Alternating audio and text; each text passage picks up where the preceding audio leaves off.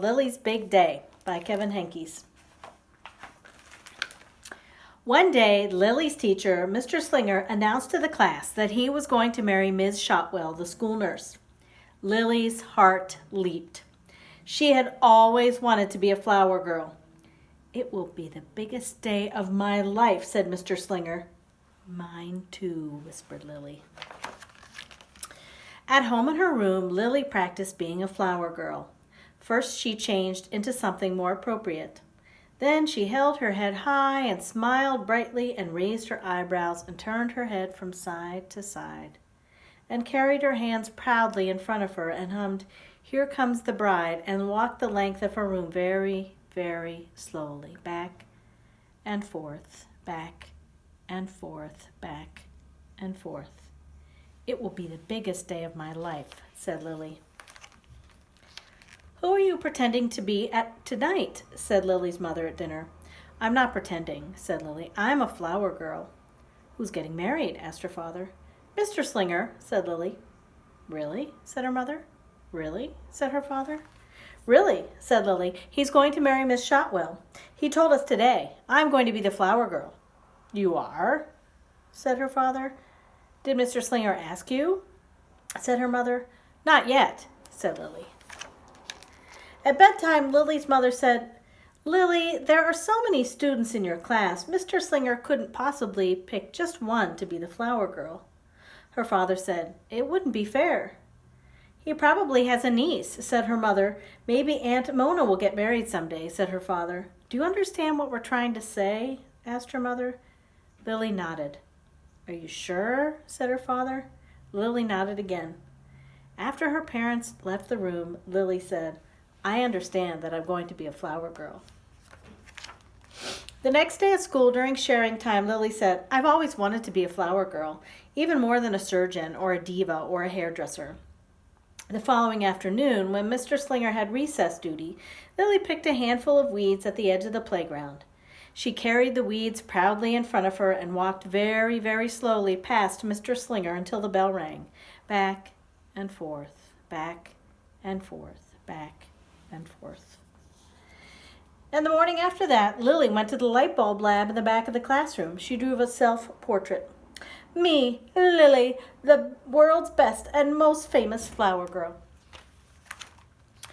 Mr. Slinger called Lily up to his desk during quiet reading time.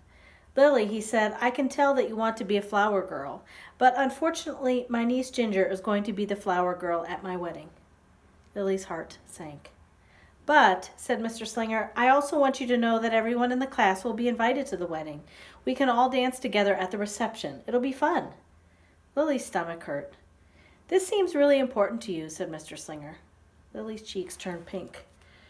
"You know," said Mr. Slinger, "I was just thinking that you might like to be Ginger's assistant. You could stand with her and keep her company until she has to walk down the aisle. You can make sure her dress isn't crooked and that she holds her flowers properly." Lily considered this. "You could remind her to walk slowly," said Mr. Slinger. Lily considered some more. "You could wear a corsage," said Mr. Slinger. "Oh, all right," said Lily, "if you really need me so much." Lily tried to get excited about being Ginger's assistant. "Weddings wouldn't even exist without flower girl assistants," she told her baby brother Julius. "I have a special responsibility," she told her parents. When her Grammy took her shopping for a new dress for the wedding, Lily told the clerk, "A flower girl assistant is very important and glamorous." But when it really sank in that she would not be walking down the aisle carrying a bouquet with everyone watching, Lily pretended that her teddy bear was Mr. Slinger, and she made him sit in the uncooperative chair. "You can just stay there forever," she said. As the wedding drew near, Mr. Slinger counted down the days on the chalkboard. "One day closer to the biggest day of my life," he would say. "One day closer to the biggest day of Ginger's life," Lily would whisper. And still at home in her room, Lily practiced. She held her head high and smiled brightly and raised her eyebrows and turned her head from side to side and carried her hands proudly in front of her and hummed "Here Comes the Bride" and walked the length of her room very, very slowly, back and forth, back and forth, back and forth. The day of the wedding finally arrived. Lily hoped and hoped that Ginger would have pink eye or a bad fever and not show up. But she was there, and she was all ready. Her dress was straight, and she held her flowers properly. "Are you sure you want to do this?" asked Lily. "Yes," said Ginger. "Are you sure you're sure?" "Yes." "Are you really sure you're sure?" Lily hoped and hoped that Ginger would change her mind, but she didn't. It was time for the ceremony to begin. The music swelled, everyone stood. The moment came for Ginger to walk down the aisle. Ginger didn't move. Mr. Slinger motioned her forward. "Go," said Lily. Ginger was frozen. "Now," said Lily.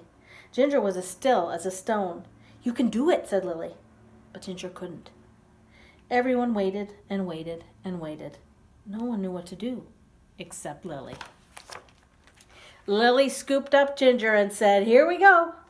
Then Lily walked very, very slowly down the aisle. She held her head high and smiled brightly and raised her eyebrows and turned her head from side to side and carried Ginger proudly in front of her. When she reached Mr. Slinger, everyone clapped. "I knew this would be the biggest day of my life," said Lily. Lily was so excited she barely noticed the rest of the ceremony. The reception was great fun. After the cake was served, Lily coached Ginger for the next time she would be a flower girl. "I won't be with you at every wedding," said Lily. "I won't be able to save you every time." Together they walked back and forth, back and forth, back and forth, very, very slowly. Soon they were dancing.